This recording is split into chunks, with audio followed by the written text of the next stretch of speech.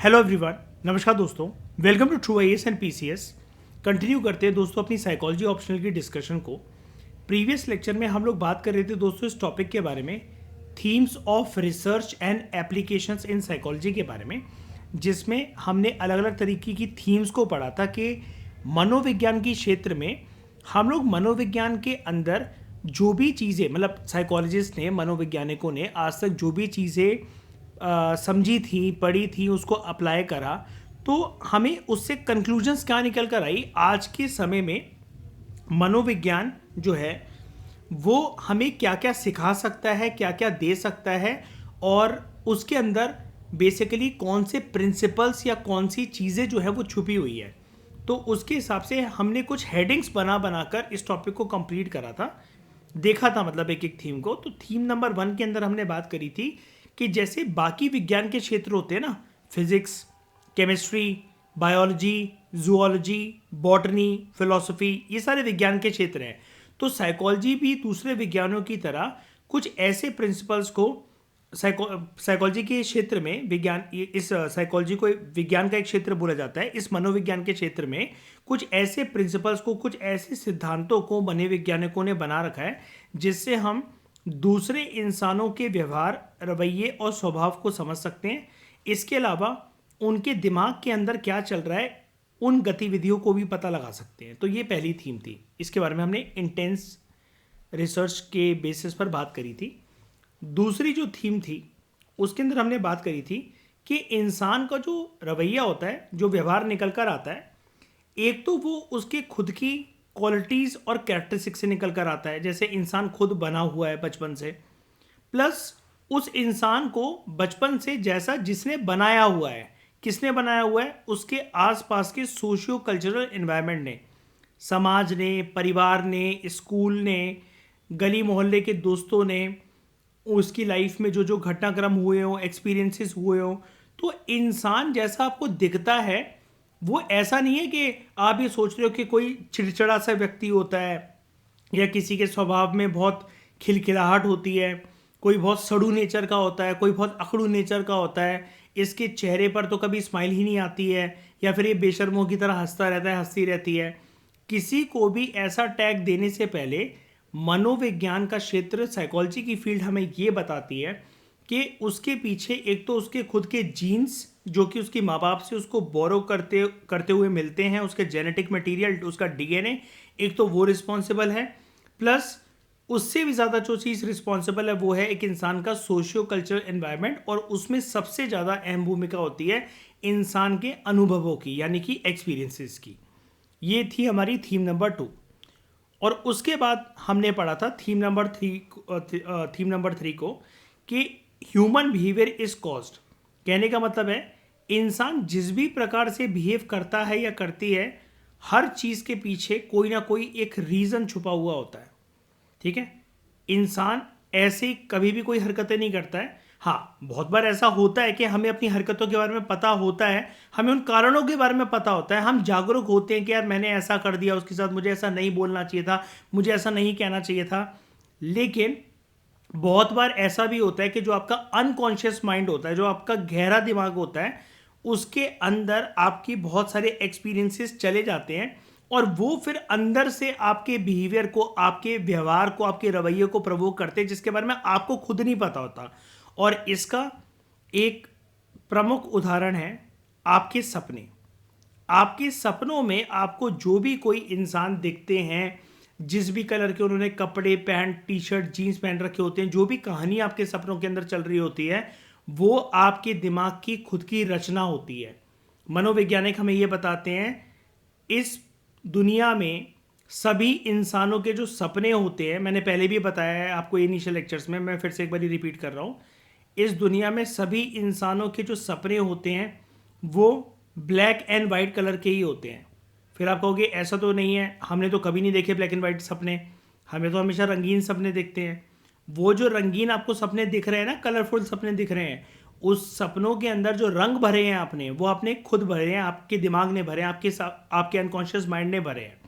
और हर सपना, मनोवैज्ञानिक ये बोलते हैं कि 15 मिनट ही लास्ट करता है। 15 मिनट से ज़्यादा कोई भी सपना नहीं होता है।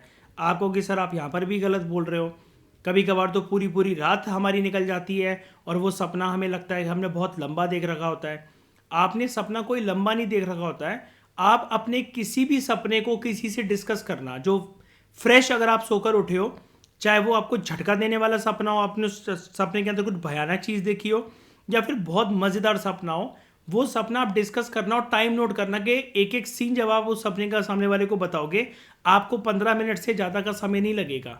लेकिन आपको ऐसा लगता है कि पूरी रात चला है वो आपका सपना। तो एक बार बताओ, जब आपको पूरा सपना वो याद है, सामने वाले को बताने में आपको 15 मिनट भी नहीं लग रहे हैं, तो जब आपको सपने का एक एक पहलू, एक एक सीन, एक एक वर्डिंग उस सपने के अंदर जो हुई थी, आपकी सामने वाले से वार्तालाप हुई थी, जब आपको हर एक चीज याद है लेकिन बताने में आपको 15 मिनट से ज्यादा का समय नहीं लग रहा है, तो सपना फिर 15 मिनट से ज्यादा समय का कैसे हो सकता है ना? तो कोई भी सपना ब्लैक एंड व्हाइट होता है, रंग उसमें हम खुद भरते हैं, और कोई भी सपना जो होता है वो 15 मिनट का होता है। ये सारी चीजें हमारे व्यवहार के मतलब जो अनकॉन्शियस माइंड की तरफ से जो चीजें निकलेंगी उछल उछल कर, जैसे कि स्प्रिंग होती है ना, एक स्प्रिंग को अगर आप जितना ज्यादा दबाओगे वो उतनी तेज की उछलेगी। तो ये जो स्प्रिंग है ना, जो ज्यादा दबी हुई नेचर की जो स्प्रिंग होती है वो हमारा अनकॉन्शियस माइंड होता है, और फिर जब ये उछलती है तो ये कॉन्शियसनेस की तरफ आती है, आपकी अवेयरनेस की तरफ आती है, जिसमें आपको बहुत सारी चीज़ों के बारे में पता होता है कि आप क्या कर रहे हो, आपके साथ क्या हुआ है, क्यों हुआ है। लेकिन बहुत बार आपके अनकॉन्शियस माइंड के अंदर से भी चीज़ें उत्पन्न होती हैं जिसके बारे में आपको अंदाज़ा नहीं होता कि यार आज कुछ भी बुरा मानने वाली चीज़ नहीं है, आज कुछ भी रूठने वाली चीज़ नहीं है, लेकिन पता नहीं क्यों यार मेरा मूड यार बेफालतू में ऑफ हुए जा रहा है। आज कोई भी ऐसी चीज़ नहीं है कि ऐसा कुछ भी अभी हुआ नहीं है कि मुझे हंसी आए या मुझे खिलखिलाहट आए, लेकिन एकदम से कोई बात याद आकर आपके चेहरे पर हंसी आ जाती है या फिर आप पागलों की तरह हंसने लग जाते हो। तो ये सब एकदम से जो ऐसे बिहेवियर आपके निकल कर आते हैं ना, कि जिसके पीछे आपको लगता है कि कोई रीज़न ही नहीं है, लेकिन रीज़न होता है। ह्यूमन बिहेवियर के पीछे हमेशा कोई ना कोई कारण होता है। अब वो कारण जिसके बारे में आप जागरूक हो तो वो कॉन्शियस माइंड का पार्ट है या सबकॉन्शियस माइंड का पार्ट है, और जिसके बारे में आप जागरूक नहीं हो और आपको लग रहा है कोई रीजन ही नहीं है इसके पीछे, कोई कारण ही नहीं है इसके पीछे, तो ऐसा आपको इसलिए लग रहा है क्योंकि अनकॉन्शियस माइंड को एक्सप्लोर करना, उसके बारे में जानना इतना आसान नहीं होता है। वो हम पढ़ेंगे कि आगे चलकर के हम कैसे अनकॉन्शियस माइंड तक पहुंच सकते हैं, वो एक अलग टॉपिक होगा हमारा, जो क्लास 12 की एनसीईआरटी में सिगमंड फ्रॉइड की थ्योरीज जब हम पढ़ेंगे तब हमें पता लगेगा, जो कि एक बहुत एक दिग्गज जो थे मनोविज्ञान की फील्ड में, साइकोलॉजी की फील्ड में, वो एक बहुत बड़े मनोवैज्ञानिक थे, उनको माना जाता है। तो उन्होंने अनकॉन्शियस माइंड तक हम कैसे पहुंचे उसके बारे में उन्होंने कुछ इंफॉर्मेशन शेयर करी थी, जिसको मैं आप लोगों को कॉम्प्रिहेंसिव तरीके से बताऊंगा जब वो वाली बात बताने लायक होगी, जिस जगह पर डिस्कस करने लायक होगी। तो आज की क्लास में हम शुरू करते हैं थीम नंबर 4 से अपनी डिस्कशन को। साइकोलॉजी के क्षेत्र में, साइकोलॉजी के इस डिसिप्लिन में थीम नंबर 4 ये कहती है कि अंडरस्टैंडिंग ह्यूमन बिहेवियर। अगर आपको इंसान के व्यवहार, रवैये और स्वभाव को अगर अच्छी तरीके से अगर आपको समझना है, शब्दों पे ध्यान देना, अगर आपको इंसान के रवैये को, व्यवहार को और स्वभाव को समझना है, तो सबसे पहले मनोवैज्ञानिक ये कहते हैं कि आप ये समझो कि इंसान का कल्चर क्या है, उसका माहौल क्या है, वो जिस जगह पर पला बड़ा है या पली बड़ी है, लड़का लड़की कोई भी, तो उसके आसपास का वातावरण कैसा है। आप ना इंसान के बिहेवियर को यूनिवर्सल तरीके से नहीं समझ सकते हो, और वो इसलिए नहीं समझ सकते हो क्योंकि इंसान के बिहेवियर के पीछे, जैसा कि मैंने आपको काफ़ी लेक्चर से लगातार बताया है, वो है एक्सपीरियंसेस, और अलग अलग कल्चर में अलग अलग प्रकार के एक्सपीरियंसेस होते हैं। मैं यहाँ पर आपको इस टॉपिक को स्टार्ट करवाने से पहले आपको एक एग्जांपल देता हूँ मैं, जो कि रियलिस्टिक एग्जांपल है। देखो क्या है, अमेरिका के कल्चर में, अमेरिकन कल्चर के अंदर हमें कुछ चीज़ें नज़र आती हैं। वो क्या नज़र आती हैं? ओपननेस। अमेरिका की सड़कों पर खड़े होकर, मतलब वहाँ का कल्चर ऐसा है, अब वहाँ के कंट्री के अंदर हम घुसकर अगर बात करें तो हमें उनका कल्चर का एक एंगल समझ में आएगा। वहाँ पर ओपननेस बहुत ज़्यादा है, सब कुछ मतलब खुले में लोग बात करते हैं, आराम से बोलने से पहले मतलब सोचते नहीं हैं, और बातें मन के अंदर नहीं रखते हैं, वहाँ पर लड़का लड़की खड़े होकर आराम से बात कर सकते हैं। आप कुछ भी करो सड़क पर खड़े होकर, किसी को कोई मतलब नहीं है। जैसे हिंदुस्तान में लोग एक दूसरे को घूर रहे होते हैं, ताड़ रहे होते हैं, लड़का लड़की खड़े होकर बात कर रहे हैं। हिंदुस्तान के अंदर हमें पिक्चरों के माध्यम से सिखाया जाता है कि लड़का लड़की कभी दोस्त नहीं हो सकते। लेकिन अमेरिका में उस सोसाइटी को, अमेरिकन सोसाइटी को हम ओपन सोसाइटी बोलते हैं। तो वहाँ पर ओपननेस का कल्चर है, प्लस वहाँ पर फ्रीडम को बहुत इंपॉर्टेंस दी जाती है, आज़ादी को। हमारे यहाँ क्या होता है, मर्दों के पास तो आज़ादी है भारत के अंदर, लेकिन औरतों के पास आज़ादी नहीं है। आप नहीं चाहते आपके घर की जो बहू बेटियां हैं वो सड़कों पर घूमें, रात को घर पर लेट आए या फिर कहीं जॉब वगैरह करें। तो जो फ्रीडम है, अमेरिकन कल्चर में फ्रीडम को बहुत ज़्यादा इंपॉर्टेंस दी जाती है। अमेरिकन कल्चर के अंदर इक्वालिटी को बहुत ज़्यादा इंपॉर्टेंस दी जाती है, समानता होनी चाहिए मर्द और औरत के बीच में। हमारे यहाँ क्या है कि सिर्फ वो बातों बातों में दिखती है, लेकिन जब प्रैक्टिकल एप्लीकेशन की बात आती है उसको कि हम इक्वालिटी लेकर आ रहे हैं, तो अगर एक परिवार में एक बेटा है और एक बेटी है, और बेटी की उम्र अगर ज़्यादा है भी, यानी कि उसका जो भाई है उससे छोटा है, लेकिन फिर भी बेटे को ज़्यादा फ्रीडम मिलेगी, इक्वालिटी जो है वो दिखेगी नहीं। कहने के लिए माँ बाप की नज़रों में उनका बेटा या बेटी बराबर है, लेकिन बेटी को बहुत बार फील होता है कि उसके साथ डिस्क्रिमिनेशन हो रही है या उसको बहुत सारी चीज़ों में रोका जा रहा है। अब आप में से किसी के पास लिबर्टी है तो आप इसको पर्सनल लाइफ से कनेक्ट मत करना, लेकिन अगर आप पूरे भारत को देखोगे, नापोगे, तोलोगे, कश्मीर से कन्याकुमारी तक और गुजरात से अरुणाचल तक, ठीक है, तो आपको ये जानने को मिलेगा, आपको ये फील होगा और आपको ये पता भी होगा, और आप में से बहुत सारी ऑडियंस ने ये चीज़ महसूस करी भी होगी कि मेल और फीमेल को लेकर हमारी सोसाइटी में, चाहे हस्बैंड वाइफ का रिलेशन हो, चाहे ब्रदर सिस्टर का रिलेशन हो, या फिर वर्क कल्चर के अंदर कहीं आप ऑफिस वगैरह के अंदर काम कर रहे हो, तो वो इक्वालिटी, वो जो समानता है वो आपको देखने को नहीं मिलती है। ठीक है, प्लस वहाँ पर क्या है कि अमेरिका के अंदर लोग जो हैं वो फ्रीली बात करते हैं विदाउट एनी सेकेंड थॉट, है ना, क्योंकि लोगों के पास वहाँ पर लिबर्टी है, ओपननेस है, फ्रीडम का माहौल है पूरा का पूरा। तो वो ओपन तरीके से, ओपन माइंडसेट के साथ बात करते हैं, खुलकर बात करते हैं। आप कई लोग, जैसे इंडिया के कल्चर में हम लोग रीति रिवाज परंपराओं की बात करते हैं, हमारा अपना एक कल्चर है, तो हम लोग उनके कल्चर को कहते हैं कि अमेरिका के कल्चर में नंगापन बहुत ज़्यादा है ना। इतना उनकी जो मूवीज़ बन रही हैं वो बिना सेक्स सीन के, बिना किसिंग सीन के अधूरी होती है, और वही चीज़ें हम जो हैं इंडियन कल्चर में बोरो करने की कोशिश कर रहे हैं, हम ज़्यादा अमेरिकन बनने की कोशिश कर रहे हैं। तो हमारे समाज के लोग हमें ये बोलकर दबा देते हैं कि अमेरिका की तरह नंगापन जो है वो भारत के अंदर लेकर मत आओ, है ना। और इससे बहुत सारे इंडिया के अंदर ऑर्गेनाइजेशंस जो हैं, जो एग्जिस्ट करते हैं, उनको बहुत तकलीफ होती है, जैसे बजरंग दल, राष्ट्रीय स्वयंसेवक संघ, है ना, हिंदू महासभा, विश्व हिंदू परिषद। ये जो ऐसे जो कट्टरवादी जो संगठन है, उन लोगों को अमेरिकन कल्चर को भारत में अडॉप्ट करने से बहुत दिक्कत होती है। वो नहीं चाहते कि जो यूथ हैं वो इन सब के हवा के चक्कर में अमेरिकन बनने लग जाएं और अपने जो संस्कृति है हमारे देश की उससे भटक जाएं। वहीं पर अगर हम बात करें कुछ पिछड़े हुए देशों की, ठीक है, कल्चरली, हम यहाँ पर पिछड़ना मतलब इकोनॉमिकली नहीं कह रहे हैं, कल्चरली कह रहे हैं, जो कल्चरली आज भी डेवलप हो रहे हैं, तो उनमें नाम आ जाता है लीस्ट डेवलपिंग कंट्रीज़ का। ठीक है, इंडिया लीस्ट डेवलपिंग कंट्री नहीं है, मैं इंडिया का नाम लिख रहा हूँ क्योंकि हम इंडियन कल्चर के पार्ट हैं, तो हम इसको ज़्यादा अच्छे से रिलेट कर पाएंगे। प्लस जैसा कि मैंने आपको बताया, जो लीस्ट डेवलपिंग कंट्रीज़ हैं वहाँ पर ये जो आस्पेक्ट है जो अमेरिकन कल्चर के अंदर है, ये यहाँ पर मिसिंग है। हमारे यहाँ की रीति रिवाज, परंपराएं, औरतों का पहनावा और मर्द और औरत की जो इक्वालिटी है, जो लिबर्टी है, जो फ्रीडम है, जो ओपननेस है, वो बहुत ज़्यादा अलग है as compare to European countries, as compare to America का जो कल्चर है उससे। अब आप खुद सोच के देखो, अब आती है अपनी काम की बात।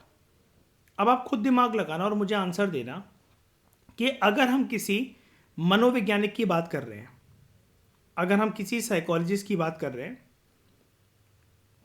और किसी एक साइकोलॉजिस्ट ने ये सोच रखा है कि मुझे पता लगाना है कि एक पर्टिकुलर जो इंसान है वो इंसान एक पर्टिकुलर तरीके से बिहेव करता है या करती है, और उसके बिहेवियर के पीछे कुछ प्रमुख कारण हैं, कुछ कॉजेज हैं। अब उन कॉजेज को आइडेंटिफाई करने के लिए, उन कारणों को आइडेंटिफाई करने के लिए एक साइकोलॉजिस्ट जो होगा वो कुछ ना कुछ प्रिंसिपल्स का उपयोग करेगा या करेगी, कुछ टेक्निक्स को वो यूज करेगा या करेगी। अब ये साइकोलॉजिस्ट अगर अमेरिकन साइकोलॉजिस्ट है, अमेरिका में पला बड़ा है, वहीं पर इसने पढ़ाई अपनी कंप्लीट करी है और वहां पर इसने अपनी साइकोलॉजी की डिग्री को प्राप्त करा, वहां पर एक साइकोलॉजिस्ट बन गया। अब अमेरिका के कल्चर, अमेरिका के लोगों के हिसाब से जो इसने प्रिंसिपल्स और टेक्निक्स इजाद करी हैं लोगों को समझने के लिए, अगर ये उसको अप्लाई करेगा ये साइकोलॉजिस्ट या करेगी इंडियन कल्चर पर, तो रिजल्ट आप मुझे बताओ कि कैसा आएगा। रिजल्ट आप मुझे बताओ कैसा आएगा, फेयर आएगा कि अनफेयर आएगा। वो तो अपने देश के हिसाब से बात कर रहा है ना। अब जैसे हम, अनफेयर ही आएगा, है ना। अगर आप देखो अपने एरिया के हिसाब से, अपने कल्चर के हिसाब से, जो भी आपने अपने वातावरण में, अपने परिवेश में, अपने माहौल में बचपन से जो भी चीजें देख रखी हैं, अगर आप उसको लेकर पूरे हिंदुस्तान के लोगों का एक आइडिया लगाने की कोशिश करोगे तो बताओ मुझे, ये आप इंसाफ कर रहे हो कि ये नाइंसाफी है। मतलब जो चीज आपके घर पे नहीं होती है, आप ये मान के बैठ गए हो वो किसी के घर पे नहीं होती होगी। जो चीज आपकी गली मोहल्ले में नहीं होती है, जो आपके कल्चर का पार्ट नहीं, तो आप ये मानकर बैठ गए हो कि फिर वो गुजरात में भी नहीं होता होगा, वो कर्नाटका में भी नहीं होता होगा, वो मिजोरम में भी नहीं होता होगा, वो दिल्ली में भी नहीं होता होगा, वो कश्मीर में भी नहीं होता होगा। बताओ, ये तो नेसेसरी नहीं है ना, ये तो एक कॉमन दृष्टिकोण हो गया, है ना। लेकिन हम यहां पर किस चीज को इग्नोर कर रहे हैं, हम यहां पर डाइवर्सिटी को इग्नोर कर रहे हैं। तो समझने वाली बात यह है एक, और इसी से मतलब मैं आपको एक डायरेक्शन देता हूं। देखो क्या है, हमारा जो पूरा साइकोलॉजी का जो सिलेबस है, मतलब ओवरऑल एनसीईआरटी जो लिखी गई है साइकोलॉजी पे, या फिर हमारा जो यूपीएससी ऑप्शनल का जो सिलेबस है, या किसी भी आप एग्जाम की तैयारी करते हो और भारत के अंदर रहकर आप साइकोलॉजी को पढ़ते हो, तो आप एक चीज मान लेना, पूरी की पूरी मनोविज्ञान की फील्ड में 80% से लेकर 90% तक जो आपको कंटेंट मिलेगा वो वेस्टर्न साइकोलॉजिस्ट के द्वारा डेवलप करा गया कंटेंट है। और यही एक साइकोलॉजी की फील्ड के अंदर एक कमी है कि आप वेस्टर्न साइकोलॉजिस्ट के थ्योरीज को आप इंडिया जैसे कंट्री के कल्चर में आप अप्लाई नहीं कर सकते हो और आपको बेस्ट टू बेस्ट रिजल्ट मिल जाए, ये पॉसिबल नहीं है। आज भी देखो, जैसे साइकोलॉजी की फील्ड कहती है कि इंसान के अंदर जब केमिकल लोचा होता है उसके दिमाग के अंदर, तो उसको मेंटल डिसऑर्डर होते हैं। अब मेंटल डिसऑर्डर या फिर कोई पर्सन जो है किसी घटनाक्रम की वजह से थोड़ा सा स्ट्रेसफुल है, ठीक है, उसका मन नहीं लग रहा है, या फिर उसका मन अशांत है, मतलब बेसिकली, तो उसको इंडिया के लोग क्या कहेंगे। या फिर कोई बीमार पड़ने लगा, या कोई जिसको साइकोलॉजिकल डिसऑर्डर हो गया, कोई भगवान ना करे ऐसा किसी को हो, may not God do so, लेकिन अगर ऐसा किसी को होने लगा तो ये चीज़ 99% होगी भारत के अंदर, आज भी होगी। अगर हम 2026 के अंदर बैठकर इस चीज़ को बात करें तो ये चीज़ आज भी होगी कि लोग आपको ये बोलेंगे इसको किसी मनोवैज्ञानिक के पास मत दिखाओ, इसको मेहंदीपुर बालाजी ले जाओ, इसके ऊपर भूत प्रेत का साया है, वो उतरवा दो। हम लोग मनोविज्ञान की फील्ड को क्योंकि अभी समझते नहीं हैं, और भारत में शायद से ये वाली फील्ड कभी सक्सेसफुल हो भी ना पाए। उसका रीजन ये है क्योंकि यहां पर जो भी टेक्निक्स इस सब्जेक्ट के अंदर इवॉल्व करी गई हैं, ज़्यादातर, मैं 100% नहीं कह रहा, क्योंकि आप यहां पर कुछ इंडियन साइकोलॉजिस्ट वगैरह का नाम भी सुनोगे जैसे जैसे आप साइकोलॉजी की फील्ड में आगे बढ़ते चलोगे। लेकिन जानने वाली बात यह है कि 80% जो कॉन्सेप्ट्स हैं, जो थ्योरीज हैं, वो वेस्टर्न है। अब आप कहोगे कि सर जब ये पूरी वेस्टर्न है या हमें हमारे किसी काम की नहीं है, तो इस सब्जेक्ट को मैं पढ़ना क्यों है। देखो क्या है कि किसी एक वेस्टर्न साइकोलॉजिस्ट की जो थ्योरी है, आपने उसको समझ लिया, उसके बाद अगर आप उसको इंडियन कल्चर के कॉन्टेक्स्ट के अकॉर्डिंग, भारत में जैसा लोग बिहेव करते हैं, भारत में जैसा लोग रहते हैं, उसके अकॉर्डिंग अगर आप उसको अप्लाई कर दो, उसके अकॉर्डिंग अगर आप उन टेक्निक्स को अगर सीख कर यहाँ पर लोगों के माइंड को, उनके बिहेवियर को पढ़ने की कोशिश करो, तो हमें कहीं ना कहीं उनसे एक इंस्पिरेशन मिल सकती है, उन वेस्टर्न साइकोलॉजिस्ट के थ्योरी से एक इंस्पिरेशन मिल सकती है, हमारी हेल्प हो सकती है। ठीक है। और मैंने कुछ लेक्चर पहले आपको पहले भी बताया था कि जो साइकोलॉजी की जो फील्ड है वो ऐसा नहीं है कि वेस्टर्न कंट्रीज के अंदर इवॉल्व हुई थी। सबसे पहले साइकोलॉजी की शुरुआत हमारे देश से ही हुई है। वो अलग बात है कि हमने कभी साइकोलॉजी नाम नहीं दिया इस चीज़ को कभी, लेकिन इसका जो रिलेशन है, इसका जो लिंक है, वो कहीं ना कहीं इंडियन फिलॉसफी के साथ ज़रूर जुड़ा हुआ है। ठीक है। तो अगर ये थीम नंबर 4 बड़ी इंटरेस्टिंग है और ये चीज़ आपको पहले एक हिंट दे देती है कि अगर आपको ह्यूमन बिहेवियर को समझना है तो ऐसा नहीं कि आप साइकोलॉजिस्ट बन गए हो और अब आप अपने आप को बड़ा कूल समझो, अरे भाई मैं तो साइकोलॉजिस्ट हूँ, मैं तो मनोवैज्ञानिक हूँ, मैं तो दुनिया के पृथ्वी के किसी भी इंसान को समझ सकता हूँ, अब तो मुझे पूरा विश्व का ज्ञान हो गया, मैं तो बिल्कुल भगवान की तरह किसी को भी मतलब जान सकता हूँ, पहचान सकता हूँ उसके मन के अंदर क्या बात चल रही है। नहीं, आप दुनिया के दूसरे देशों को छोड़ो, आप अगर अपने राज्य के अंदर भी होगे, इंडिया के अंदर तो बहुत ज़्यादा डाइवर्सिटी है कल्चर्स की, है ना, लैंग्वेजेस की, रीति रिवाजों की, परंपराओं की, धर्मों की। आप भारत के बाहर तो छोड़ ही दो, आप भारत के अंदर भी, अपने राज्य के अंदर भी, आप अपने जिस एरिया में, जिस जिले में आप रह रहे हो उसके अंदर भी हो सकता है कि अगर कल्चर को अगर आप अपने अच्छी तरीके से नहीं जानते और उस कल्चर डाइवर्सिटी को भारत के अंदर रहते हुए नहीं पहचान सकते हो, तो आप एक सेट ऑफ प्रिंसिपल्स को दूसरे किसी इंसान के ऊपर अप्लाई नहीं कर सकते हो। आपको उसका बिहेवियर, उसका माइंड, उसकी मेंटालिटी जो है वो इतनी आसानी से समझ में नहीं आएगी सामने वाले की, क्योंकि भारत के अंदर डाइवर्सिटी इतनी ज़्यादा है। उसका एक जो मेन प्रभाव है वो इस चीज़ के ऊपर पड़ता है कि यहाँ पर सभी इंसान जो हैं वो एक तराजू में नहीं है, सभी एक थाली के चट्टे बट्टे नहीं है। हर किसी के बिहेवियर को अगर आपको समझना है तो आपको फिर उस इंसान के कल्चरल बैकग्राउंड को भी समझना पड़ेगा। तो ह्यूमन बिहेवियर की अंडरस्टैंडिंग जो है वो कल्चरली कंस्ट्रक्टेड होती है। आप पहले उसको कल्चर को पहचानो, वो जिस माहौल में रह रहा है या रह रही है, फिर आप उसके बैकग्राउंड को समझो, आप उसके रीति रिवाजों, परंपराओं को, क्या पहनावा है उस कल्चर के लोगों का, क्या खान पान है, कैसा उनकी बोली है, या कैसा वो सोचते हैं, क्या वो मॉडर्न है या फिर वो थोड़े से कंजर्वेटिव और रिजर्व नेचर के हैं। तो जब आपने इन सब चीज़ों को समझ लिया तब जाके थोड़ा बहुत आप इंसान के बिहेवियर को समझ सकते हो जो उस कल्चर के साथ एसोसिएटेड है। अब आपको मैं एक बात बताता हूं, जैसे मैंने आप लोगों को बताया था कशिश, Shivani, that I teach various refugee people, है ना, जो बर्मा मतलब म्यांमार कंट्री से माइग्रेट कर कर इंडिया आए हैं ना, तो मैं उनको भी पढ़ाता हूँ। अब मैंने उनसे ये पूछा कि आप लोगों क्या मैं उनको मनी एंड बैंकिंग चैप्टर पढ़ा रहा था इकोनॉमिक्स का एक दिन, तो मैंने उनसे पूछा कि जैसे वो जानना चाह रहे थे मुझसे, उनको समझ में नहीं आ रहा था कि एफडी क्या होता है, फिक्स डिपॉजिट क्या होता है। तो मैंने उनको बोला कि लोग ना यहाँ पर इंडिया मतलब जैसे आपको पता ही होगा कि फिक्स डिपॉजिट वगैरह करवाते हैं। मैंने उनको ऐसा करके समझाया तो वो कहते हैं सर ये फिक्स डिपॉजिट क्यों करवाते हैं। मैंने कहा बहुत सारे इसके रीज़न होते हैं, जैसे मान लो कि आपकी कोई बहन है और घर वालों को पता है कि उसकी शादी होगी कुछ साल के बाद, तो वो कुछ साल पहले से ही या बचपन से ही उस लड़की के लिए एक खाता खोलकर एफडी करवाना शुरू करवा देंगे। तो वो मुझसे पूछते सर इसका रीज़न क्या है, तो मैंने कहा डाउरी का कंसेप्ट चलता है। तो वो कहते हैं डाउरी क्या होता है, तो मैंने उनको दहेज की परंपरा और पूरी समझाई। तो मैंने कहा तुम लोग भी तो इंडिया के हो, तुम लोग नॉर्थ ईस्ट में रहते हो, तुम्हें डाउरी नहीं पता। कहते नहीं सर हमारे यहाँ तो ऐसा कुछ नहीं होता शादी वादी में, हमारे यहाँ ये लड़की वाले जो हैं वो लड़के वालों को पैसे दें शादी करवाने के लिए, हमने तो ऐसा कभी कुछ नहीं सुना। हमारे यहाँ तो बल्कि लड़के वाले बहुत बार पैसा दे देते हैं लड़की वालों को।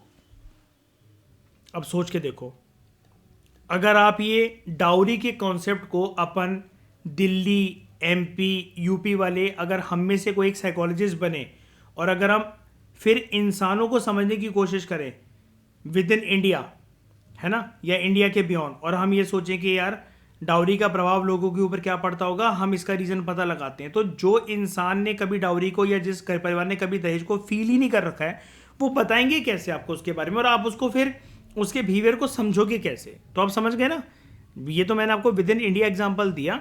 मतलब वो जो लोग हैं उनमें से कुछ लोग म्यांमार और बर्मा के, म्यांमार का पुराना नाम जो था वो बर्मा था, तो मैं म्यांमार या बर्मा जब भी मैं बोल रहा हूँ तो समझ आना एक ही कंट्री की बात हो रही है। तो वो डाउरी एक्ट नहीं लगेगा, सही बात है उधर। तो म्यांमार से आए हुए जो रेफ्यूजीज़ हैं और वो कुछ जो स्टूडेंट्स हैं मतलब मेरे, वो नॉर्थ ईस्ट के मिज़ोरम के भी हैं। तो उनका नहीं है मतलब पूरा का पूरा। उन्होंने मुझे बताया कि वो लोग दहेज वहेज मतलब नहीं जानते, उनका लेन देन ये सब नहीं चलता है। और जब उन्होंने ये सारी बातें सुनी, जब मैंने उनको दहेज की टेक्निकलिटीज़ के बारे में बताया कि दहेज के नाम पर शादियाँ टूट जाती हैं बहुत बार और ऐसा होता है, तो देवर शॉक्ड कि ऐसा कैसे हो सकता है, ये कौन सा बकवास रीति रिवाज परंपरा है।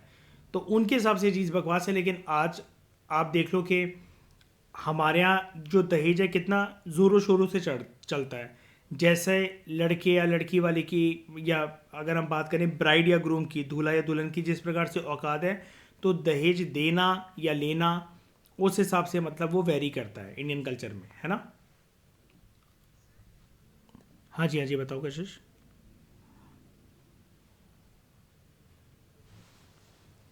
ओपननेस इंडियन कल्चर में, हाँ ठीक है, नहीं है, इतनी नहीं है। लेकिन कुछ लोग बनने की कोशिश करते हैं, लेकिन अभी उनको आवाज़, अभी सीन ऐसा चल रहा है कि उनकी आवाज़ को दबा दिया जाता है। जैसे मैं हमेशा बताता हूँ, इंडियन सोसाइटी की डिस्कशन में भी मैंने काफ़ी बार बता रखा है, साइकोलॉजी में भी बता रखा है, हमारा भारत का समाज, याद रखना एक वर्ड याद रखना कशिश, शिवानी, आप दोनों, हमारा भारत का समाज एक पैराडॉक्सिकल सिचुएशन से होकर गुजर रहा है।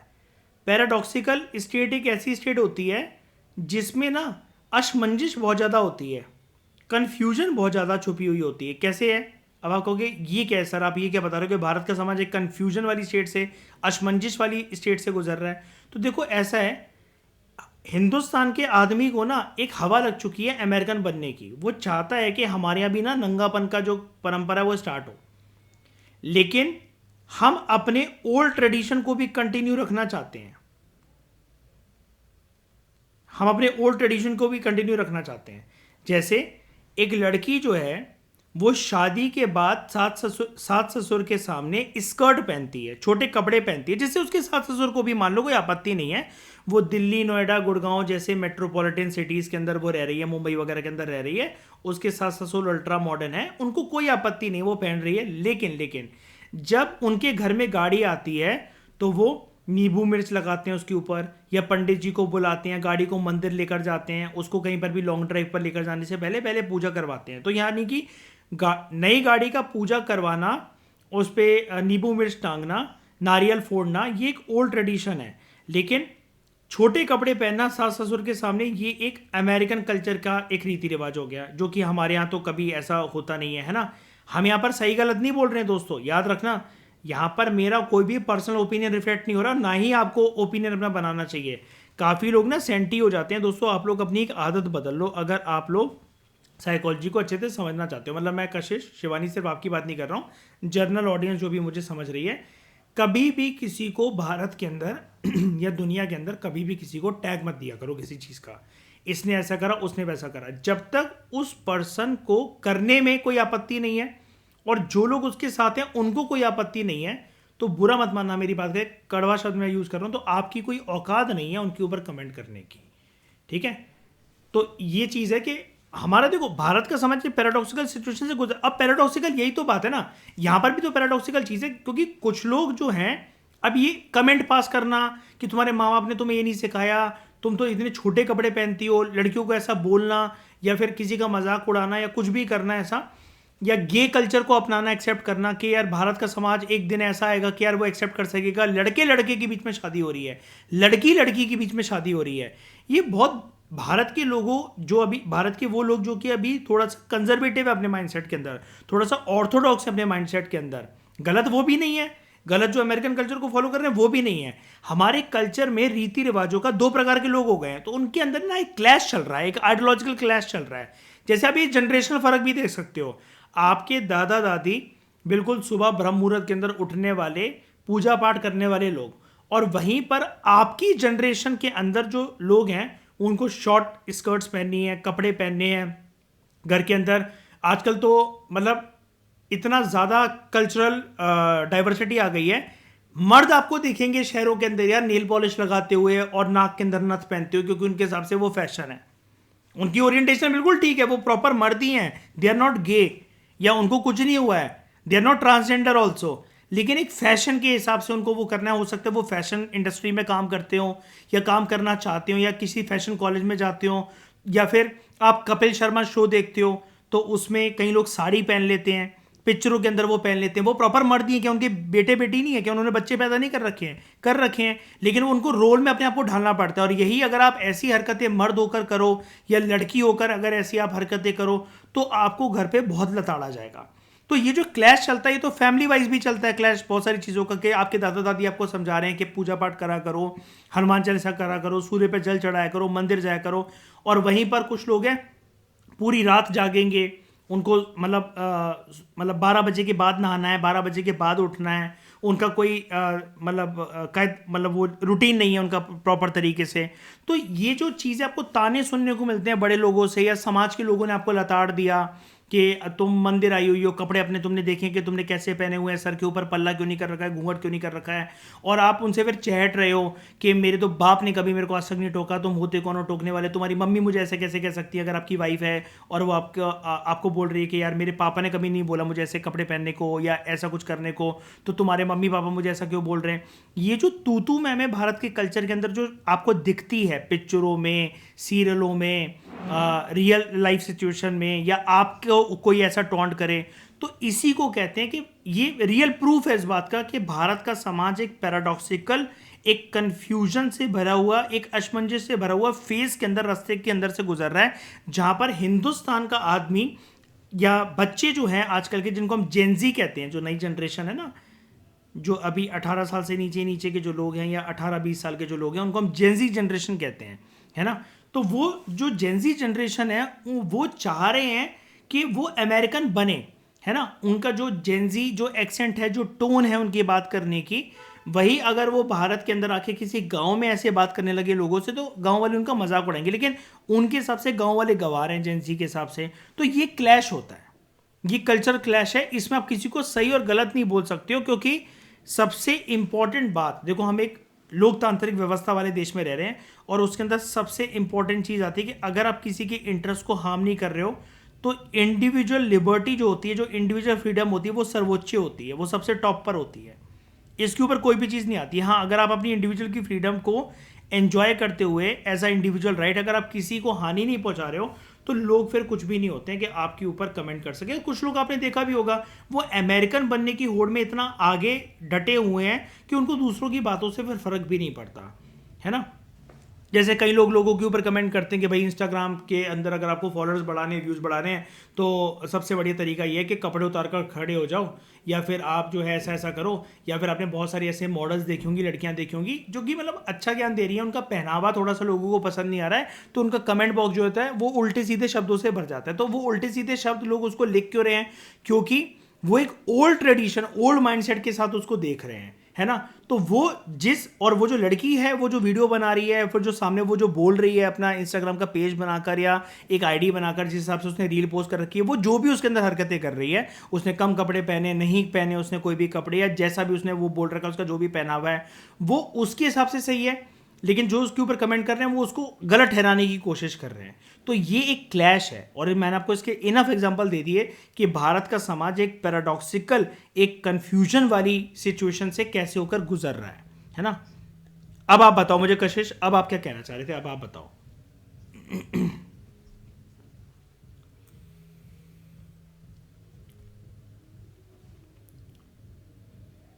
ओपननेस का मतलब देखो क्या होता है, कपड़ों से नहीं होता। ओपननेस का मतलब मेंटेलिटी से होता है, लेकिन मेंटेलिटी में फिर हर एक एस्पेक्ट शामिल हो जाता है।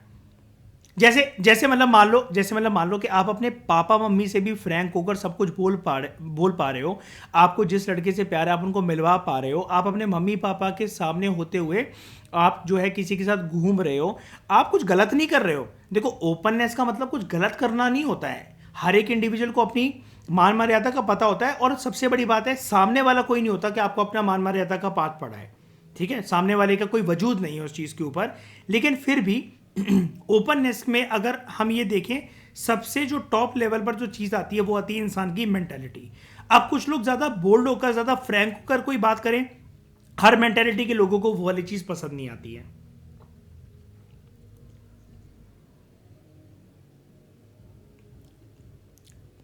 हाँ,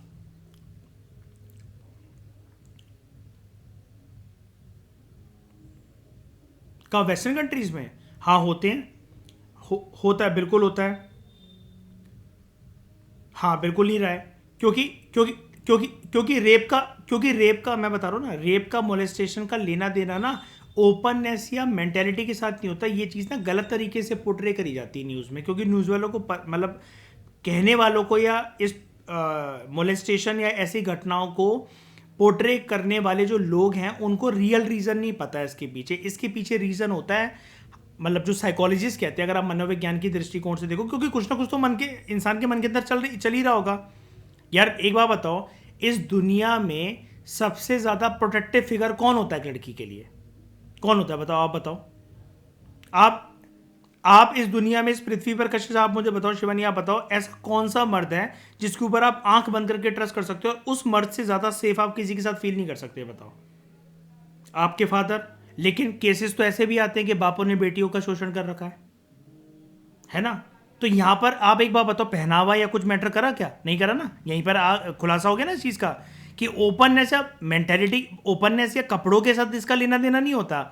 यहां पर ना माइंडसेट के साथ लेना देना होता है। कभी कभार हमारे दिमाग की तारें हिल जाती हैं और हम कुछ कुछ रिश्तों की मान मर्यादा को भूलकर, या रिश्ते या मान मर्यादा ना भी हो, हम ऐसा किसी के साथ करना भी नहीं चाह रहे हो, हम पढ़ेंगे इस चीज को, इस रीजन को। इसका रीजन क्या होता है? सिगमंड फ्रॉइड ने एक वर्ड बोला था इसके पीछे, एक सेक्सुअल इंस्टिंक्ट होती है इंसान के अंदर, उसको हम कहते हैं लिबिडो।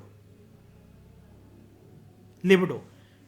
और ये लिबिडो ना इंसान के कहीं ना कहीं, जैसे जितना कोई सेक्सुअल डिजायर्स को अपनी दबाता है, ये स्प्रिंग बनकर उतना ऊपर उछलती है।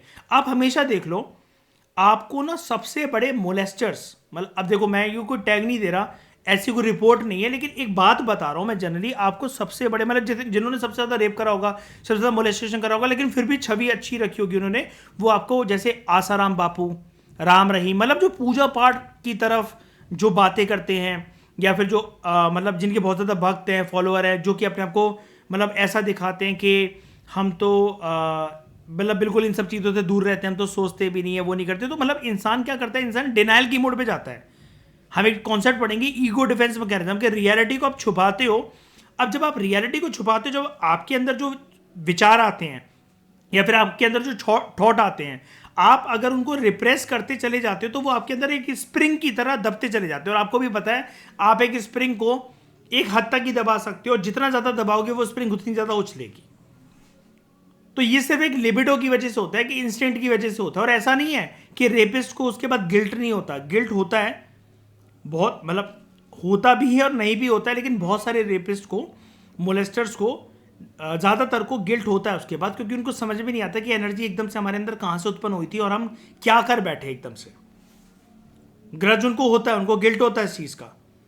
तो यहाँ पर ना जो ओपननेस है, अगर आप ये सोच रहे हो कि अमेरिका में रेप नहीं होते, वो नहीं होते, बिल्कुल होते हैं, बहुत ज़्यादा होते हैं, ठीक है, भारत में भी होते हैं। अब क्योंकि हम भारत में रह रहे हैं, क्यों तो भारत को इस चीज़ के ऊपर हाईलाइट करके ज़्यादा दिखाया जाता है। अभी हम अमेरिका के अंदर नहीं रह रहे, तो वहाँ के लोकल अखबारों को, वहाँ के लोकल न्यूज़ चैनल्स को हम लोग फॉलो नहीं करते, तो हमें ऐसा पता नहीं होता है।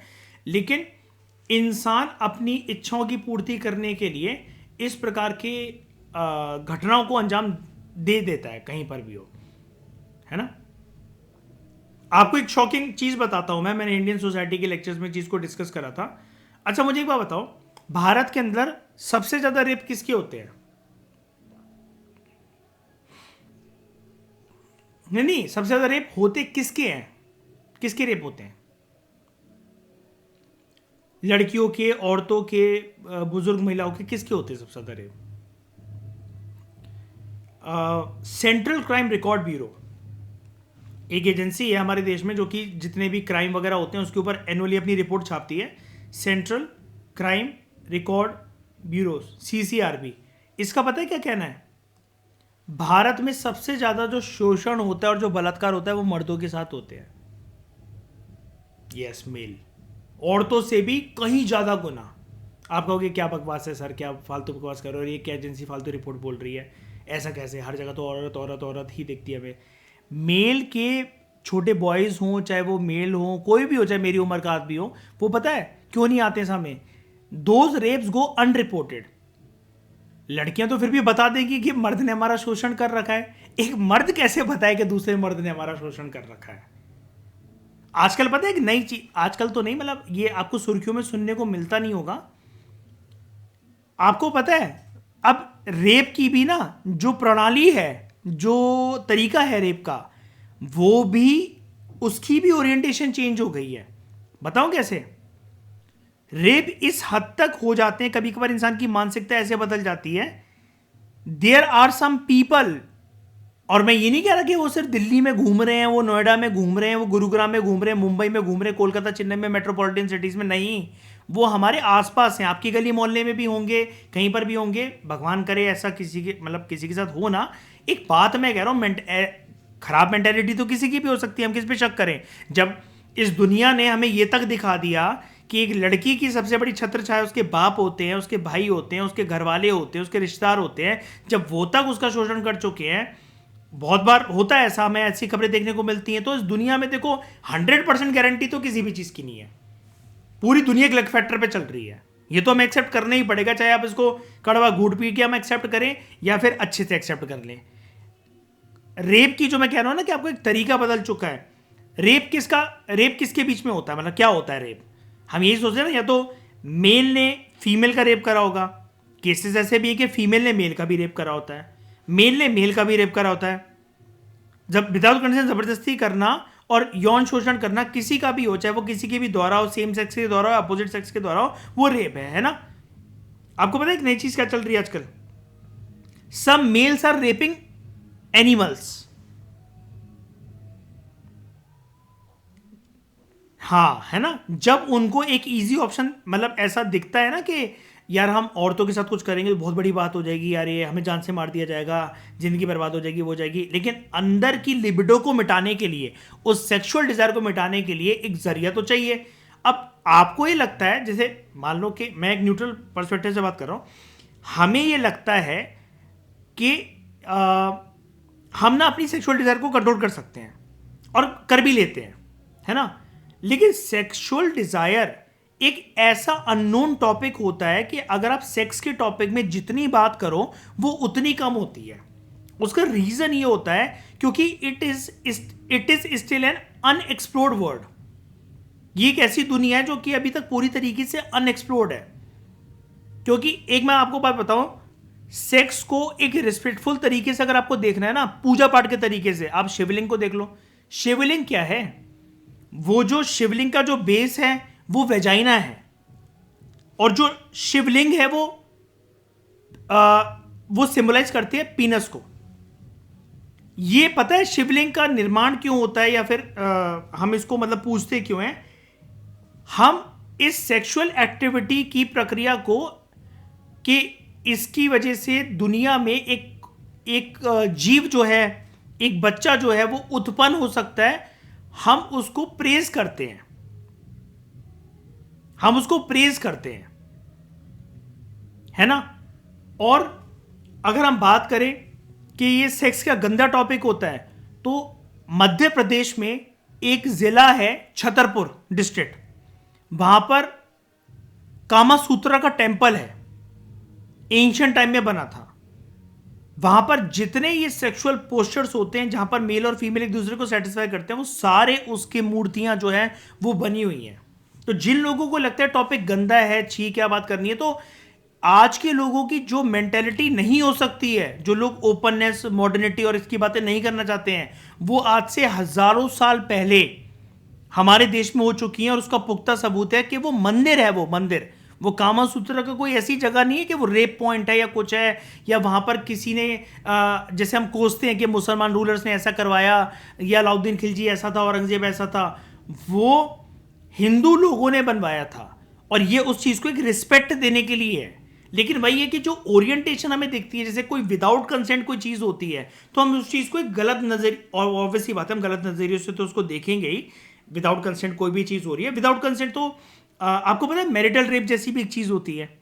मैरिटल रेप जैसी एक ऐसी चीज होती है कि सपोज हस्बैंड का फिजिकल होने का मन है वाइफ के साथ, या वाइफ का फिजिकल होने का मन है हस्बैंड के साथ, लेकिन दोनों में से एक पार्टनर जो है उसका मूड नहीं कर रहा, लेकिन उनको ये लगता है यार सामने अपने, ये तो हमारा हस्बैंड ही, ये तो हमारी वाइफ ही है, इसको हम मना करेंगे कहीं बाहर चक्कर ना चलने लग जाए तो कोई बात नहीं। लेकिन मन नहीं था, लेकिन फिर भी क्योंकि उनको लगता है कि ये जो ये डोर है ये टूट ना जाए, तो चलो ठीक है होने देते हैं, कौन सा कोई गैर मर्द या गैर औरत हमें हाथ लगा रही है, इच्छा नहीं भी है, लेकिन चलो फिर भी मतलब होने देते हैं जो हमारे साथ हो रहा है, ये भी एक प्रकार का रेप है। और मैरिटल रेप के ऊपर बहुत चर्चाएं होती हैं, हम यूपीएससी में भी, इंडियन सोसाइटी में इस चीज़ को पढ़ेंगे आगे चलकर। ये भी एक चीज़ होती है। और रेप को सिर्फ ऐसा नहीं देखा जाता है, आप लोग कभी ऐसा मत देखना कि इट इज़ कि मर्द जो है वो रेप इनिशिएट कर रहा है टुवर्ड्स औरत, औरतें भी करती हैं रेप। इसके ऊपर एक मूवी आपको कभी टाइम मिले आप देखना, कि एक औरतें भी मतलब इस हद तक मतलब जा सकती हैं कि वो मतलब अपनी सेक्सुअल डिजायर्स को पूरी करने के लिए वो they can go towards the rape. ऐतराज एक मूवी है, अक्षय कुमार, करीना कपूर और इसकी प्रियंका चोपड़ा की। आप इस मूवी को कभी देखो, आपको ये पता लगेगा। डेट है ना, डेट कोर्ट में इनका केस लड़ता है, और ये है फिर बाद में जो है वो यस इसी के ऊपर वो पूरा का पूरा ब्लेम आता है कि इसने अपनी सेक्सुअल डिजायर को पूरा करने के लिए इसका यूज़ करा। और ये इसकी वाइफ होती है करीना कपूर। तो उसके बहुत सारे एस्पेक्ट है। इसका मतलब मैं आपको 100 बातों की बात बताऊं तो उसका लेना देना कुछ ना कपड़ों के साथ, ओपननेस के साथ नहीं होता। रेप एक अलग टॉपिक होता है, वो एक मेंटेलिटी का गेम होता है बेसिकली। इसको क्या कहते हैं कि हमारे देश में क्या होता है कि इसको जला दो, इसको मार दो, वो कर दो। हम लोग रिफॉर्मेशन के ऊपर काम नहीं करते। और अगर मैं आपको बताऊं, अच्छा आप ये कहोगे सर इस चीज़ से छुटकारा कैसे मिलेगा, तो छुटकारा ऐसे मिलेगा क्योंकि हमारे देश में जब भी ये कोई जो 3 लेटर के वर्ड को जब भी कोई सुनता है, समझता है, तो उसके मन में आता है हो कैसी बातें कर दी है, तो कितने गंदा वर्ड बोल दिया। लेकिन इसी के साथ अगर मैं एक चीज़ जोड़ दूं, सेक्स एजुकेशन, जो कि बचपन से बच्चों को मिले स्कूलों में, उनको चीज़ कोई सिखाया जाए। एक अच्छा मैच्योर पर्सन, एक मैच्योर टीचर, फीमेल भी और मेल भी, उनसे ये सारी बातें करें तो उनको उनकी मेंटेलिटी में सुधार आएगा। उनको तरीके बताओ कि ये कैसी एनर्जी है जो कभी भी हावी हो सकती है, इसको रोकने के तरीके क्या हैं। सबसे पहले तो आप अपनी बॉडी को पहचानो। सामने वाले की देखो, हम कह तो देते हैं कि सामने वाले जो अपोजिट सेक्स के जो फिगर्स हैं उनकी तरफ हमारी रिस्पेक्ट होनी चाहिए, लेकिन what about those uncontrollable feelings, आप उनका क्या करोगे? वो तो एक बहुत पर्सनल चीज़ होती है ना। बहुत बार आपको पता है साइकोलॉजी किस हद तक बात करती है, और ये चीज़ आप लोग एक्सेप्ट करो चाहे ना करो, लेकिन ऐसा होता है। आप ना कभी ऑब्जर्व करना, पूजा पाठ करते हुए या फिर मंदिर में या फिर ब्रह्मचारी देवता बजरंगबली, जब आप इनकी पूजा करो या कभी भी करो, जब आप इंटेंस भक्ति के अंदर हो, कभी ना कभी कोई एक शर्मिंदगी भरा सेक्सुअल थॉट आपको स्ट्राइक करेगा। जब आप अपने आप से माफी मांगोगे, यार तू क्या सोच रहा है, तू मंदिर में बैठा हो, यार पूजा पाठ चल रही है, हटा दे इस थॉट को, हटा दे इस थॉट को। आपको अपने मन में ऐसी फीलिंग्स आएंगी। और अगर आप इस चीज़ से एग्री नहीं करते हो तो आप फूल हो, आप या तो आप बहुत बड़ी बेवकूफ़ हो, या तो फिर आप भगवान का अवतार हो। अगर आपको ऐसे थॉट कभी भी नहीं आए तो ये आते ही हैं। पता है क्यों? क्योंकि हम स्पिरिचुअलिज्म के थ्रू अपनी सेक्सुअल डिजायर को मतलब कंट्रोल करते हैं। और कई लोगों को लगता है कि अगर हम पूरी तरीके से अपनी ओरिएंटेशन को धर्म की तरफ कन्वर्ट कर दे तो हमारी शायद से सेक्सुअल डिजायर रुक जाएंगी। रुक तो जाएंगी, बहुत अच्छे से रुक जाएंगी, वो सप्रेस भी हो जाएंगी, लेकिन अगर वो स्प्रिंग ज्यादा दब गई तो याद रखना वो इंसान फिर या तो राम रहीम या आसाराम बापू बनेगा।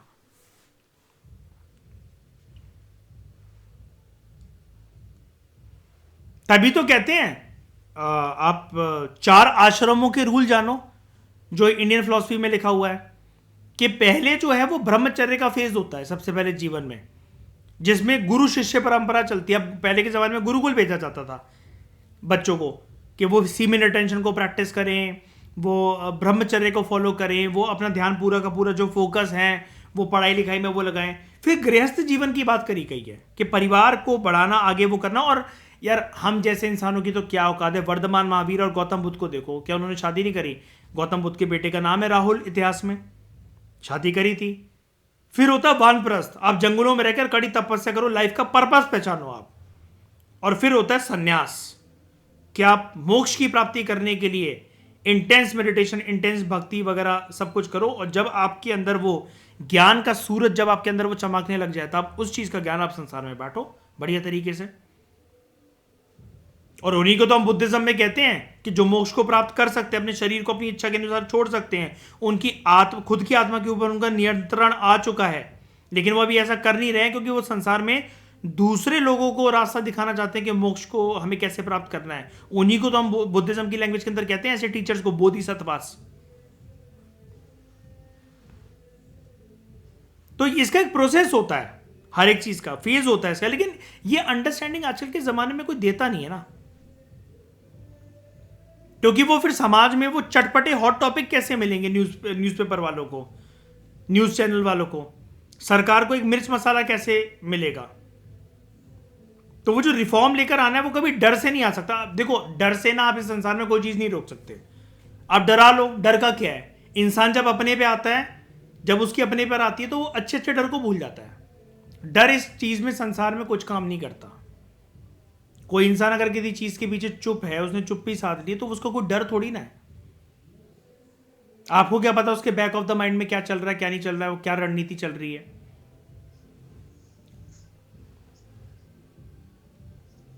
ठीक है, क्लियर हो गया। अब हम थोड़ा सा इसके ऊपर बात करते हैं।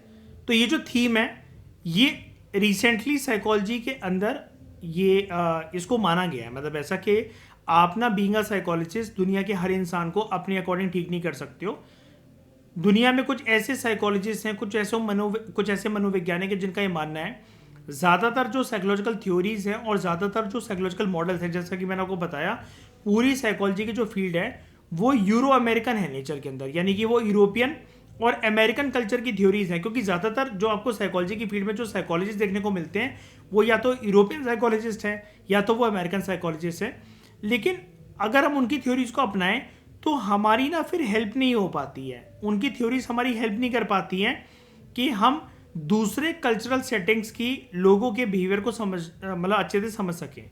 जो साइकोलॉजिस्ट हैं from Asian continent, from African countries, from Latin American countries, Latin America का मतलब होता है साउथ अमेरिका जो कॉन्टिनेंट है, वहाँ की जो कंट्रीज जैसे वेनेजुएला है, पेरू है, ब्राज़ील है, ये सारी जो कंट्रीज हैं। तो साइकोलॉजिस्ट जो एशियन कंट्रीज से बिलोंग करते हैं, अफ्रीकन कंट्रीज से जो बिलोंग करते हैं और लैटिन अमेरिका यानी कि साउथ अमेरिकन कंट्रीज से जो बिलोंग करते हैं, वो यूरो अमेरिकन अप्रोचेस को लेकर काफ़ी ज़्यादा क्रिटिकल है, काफ़ी ज़्यादा क्रिटिकल है।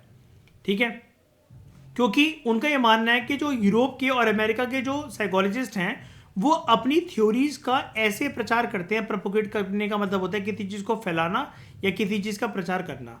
तो एशिया, अफ्रीका और लैटिन अमेरिका के साइकोलॉजिस्ट ये कहते हैं कि यूरोप और अमेरिका के साइकोलॉजिस्ट अपनी थ्योरीज का ऐसे प्रचार करते हैं, उसको ऐसे दिखाते हैं कि वो यूनिवर्सल है, कि हाँ भाई हमारी थ्योरीज को आप कहीं पर भी जाके अप्लाई कर लो, ये चीज़ तो हमारी हमेशा से मतलब ठीक ही बैठेगी, हमेशा से ठीक बैठ भी रही है, हर कल्चर के अंदर ये चीज़ ठीक बैठेगी नहीं। और इसी प्रकार की एक आलोचना, a similar critic is made by feminist also. Feminist कौन होते हैं? एक ऐसे लोगों को कहा जाता है, एक ऐसे ग्रुप ऑफ लोगों को कहा जाता है जो कि बात करते हैं मर्द और औरतों की इक्वालिटी की। काफ़ी लोग ये मानते हैं कि फेमिनिस्ट वो लोग हैं जो कि सिर्फ औरतों के लिए आवाज़ उठाते हैं। ऐसा नहीं है, ये गलत सोच है। फेमिनिस्ट का मतलब होता है, फेमिनिस्ट एक वर्ड है जिसका लेना देना होता है पॉलिटिकल साइंस के साथ, पॉलिटिकल थ्योरी के साथ। ये कैसा वर्ड है? In which we talk about equality of both male and female. तो इनका ये आर्ग्यूमेंट है कि साइकोलॉजी की जो फील्ड है वो सिर्फ एक मेल पर्सपेक्टिव ऑफर करती है। जनरली यहाँ पर जो आपको साइकोलॉजिस्ट देखते हैं जिन्होंने थ्योरी जो इजाद कर रखी है या जिसके लिए इजाद कर रखी है, तो वो मर्दों का पर्सपेक्टिव हमें साइकोलॉजी की फील्ड में ज़्यादा दिखता है और औरतों के पर्सपेक्टिव को इग्नोर करा जाता है। इनका ये मानना है। इनकी ये भी आर्ग्यूमेंट है कि दे argue in favour of dialectical approach. ये कहती हैं कि हर एक चीज़ पर, मतलब फेमिनिस्ट ये कहते हैं कि औरत हो चाहे मर्द हो, इनके लिए जो साइकोलॉजिकल थ्योरीज बन रखी हैं उसके लिए हमें एक डायलेक्टिकल अप्रोच को फॉलो करने की एक ज़रूरत है। डायलेक्टिक वर्ड जो है वो एक वर्ड से आया है जिसको हम कहते हैं डायडेक्टिक,